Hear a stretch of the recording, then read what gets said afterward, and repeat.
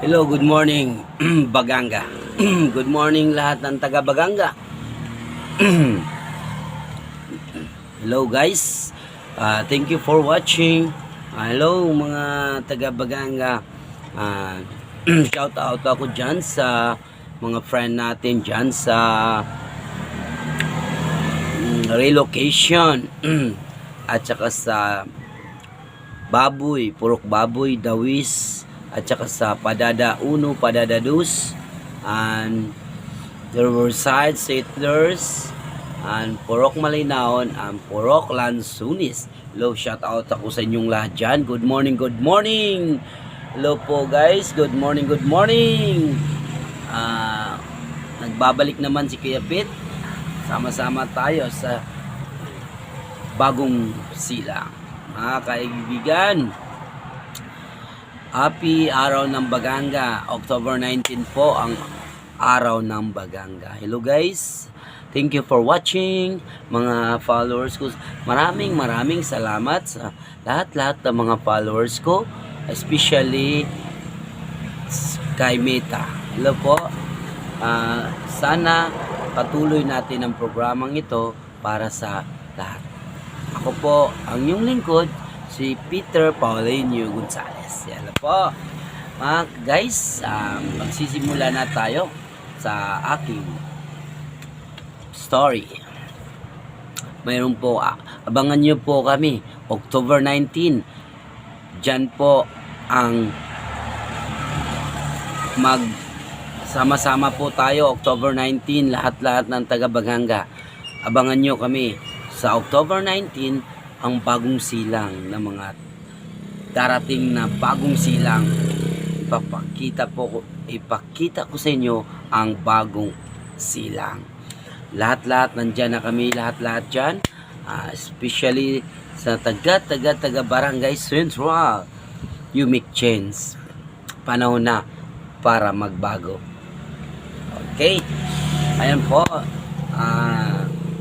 Shout out din ako sa mga friend natin dyan, sa mga tricycle driver at saka motor driver. Hello po sa inyo. Be safe. Sana marami kayong pasahero. Ayan po. Lahat-lahat ng mga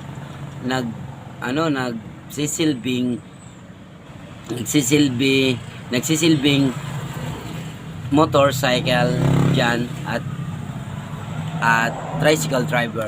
Nagsisilbi sila para sa pasahero, sa atin lahat dito sa Baganga. Maraming salamat sa inyo. Suporta sa amin, mga taga Barangay Central. Ito na po ang panahon na po na pakikipag harapin natin po ang pagbabago.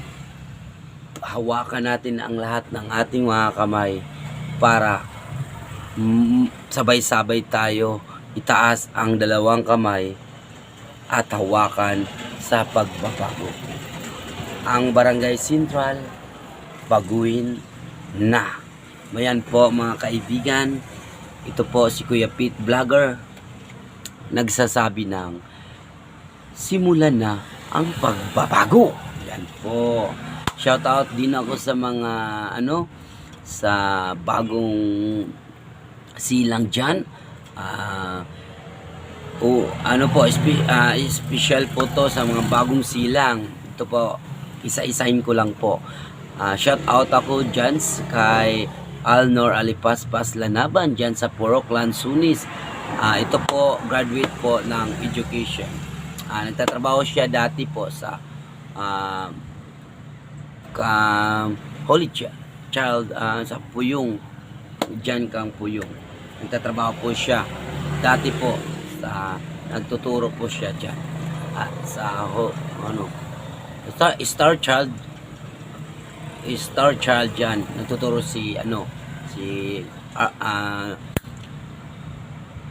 Alnor Alipaspas. Isa po siyang mabait na tao at matulungin, at isa po siya 3 years po siya sa 3 years po siya sa maging chairman po siya sa iski chairman. Naging ano po siya, leader po sa chairman. Iski chairman po dati po siya. At mabait po siya, ito po si Alnor Alipaspas. Alnor Alipaspas, matulungin at mabait at mapagkatiwalaan sa atin. Tiwalaan natin yan kasi mabait yan na tao. Ito po, tatawagin ko na po, ikadalawa. Ito po si Puring Espanyol. Ito po si Anti-Puring Espanyol, President. Dati po siya, President ng Senior Citizen. Yan po, si Puring Espanyol.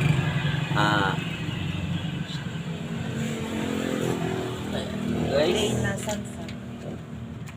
magbabalik po si Kuya Pit ngayon. Wala na, ito na yan, Palmolive. Wala na. Palmolive. Ano ba yan? Bus na. Ito na lang. Oo na lang. Great. Tapos, Pospora Esa.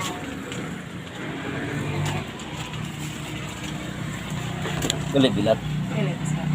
8 plus 4 pila. 8 plus 4, 12. No. Ano pa? Buwa na.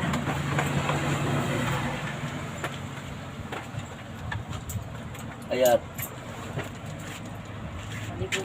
Kaligi unda. Yan po, nagbabalik naman si Kuya Pit.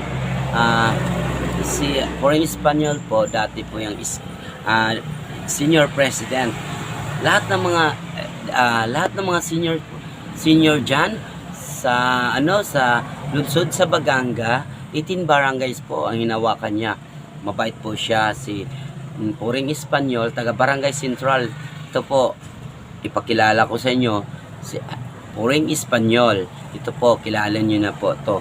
Dati po siya senior president, at tulungan natin at suportahan natin. Ito po si Puring Espanyol, darating na kagawad.